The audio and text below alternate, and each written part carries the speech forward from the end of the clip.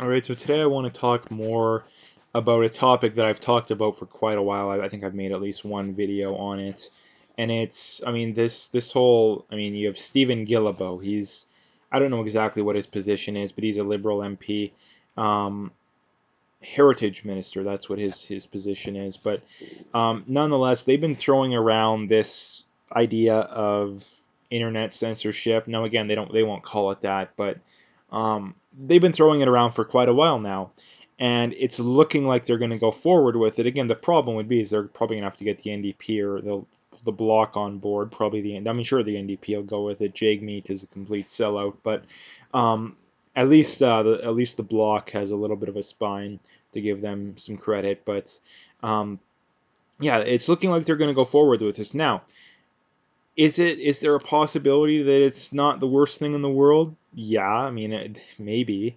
But I don't trust them. I don't know how anyone could trust them in that I don't think they have good intentions. And here's the other thing that I think that could easily happen as well is that they'll implement whatever policy they implement.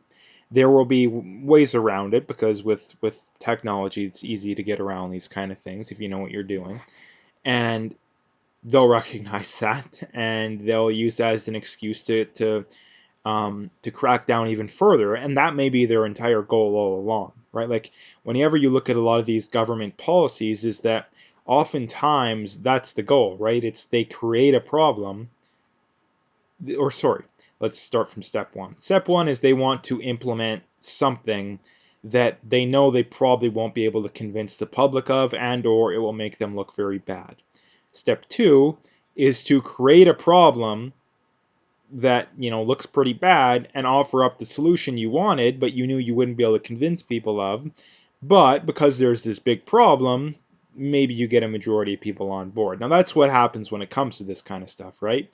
I mean, it's the same stuff going with this whole UBI and garbage thrown around right now. It's that the government, either through sheer incompetence or through sheer malevolence, allowed this whole situation, to say the least, to get way out of control. I mean, we should have been reopened in May. Much less businesses and jobs would have been lost.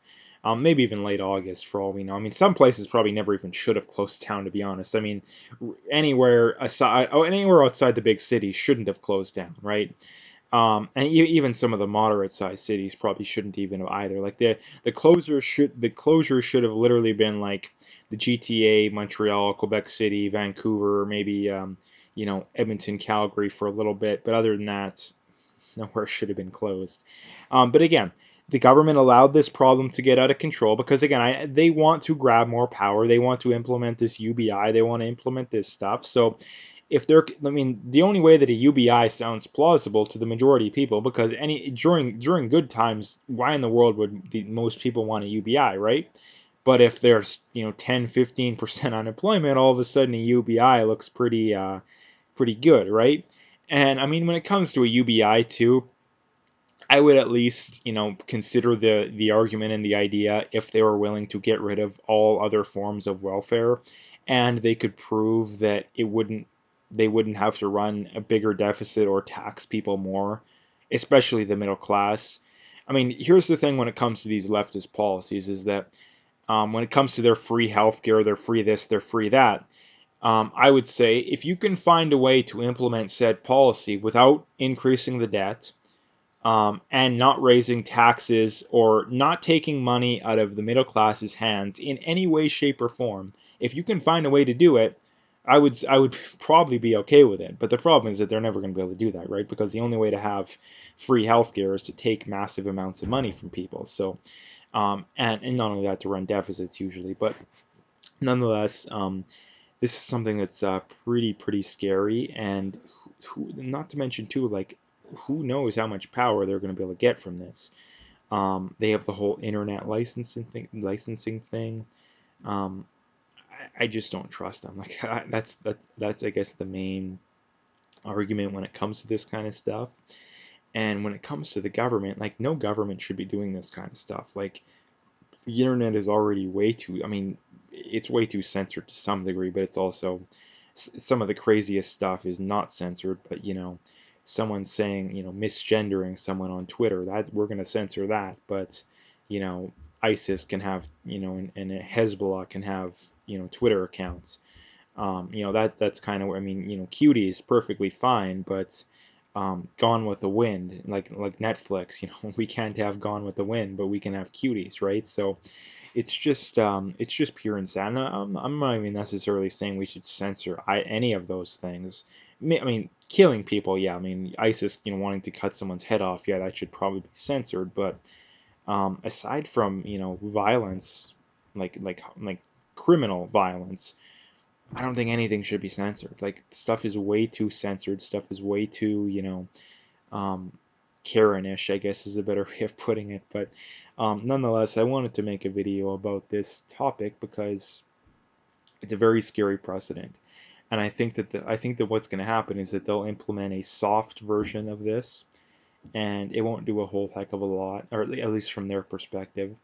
And they'll get a chance to say, "Hey, look at the conspiracy theorists were wrong. They thought that we were going to have some draconian lockdown and crackdown on the internet." Um, and we didn't do that. And then because the quote unquote conspiracy theorists will look stupid from their eyes, that'll give them an excuse to crack down even further, and then that's when they'll get their whole actual censorship rolling. I think that's probably a smarter way, at least from their perspective, of going about it, because again, whenever the government does this kind of stuff, they usually don't do it all in one step. It usually happens over a long time. I mean, you look at the socialist and communist push when it comes to society these days, that it's been slowly moving that way for 2-3 decades, right? I mean, you listen to the Yuri Bezmenov interview. That's exactly what he says. He says, yeah, it takes about a generation.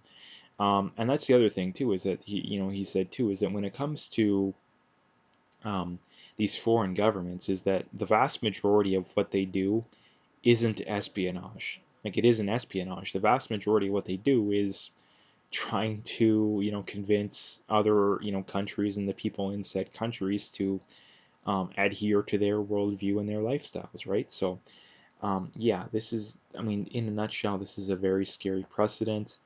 Could it be innocent? Yeah, but it's a very, very scary precedent and a very slippery slope. Like, the government should not be regulating this kind of stuff. So, anyway, if you liked the video, make sure you hit that like and subscribe. If you haven't already, make sure you follow me on Twitter, but also BitChute and Parler. All those links are in the description. You can find them all there.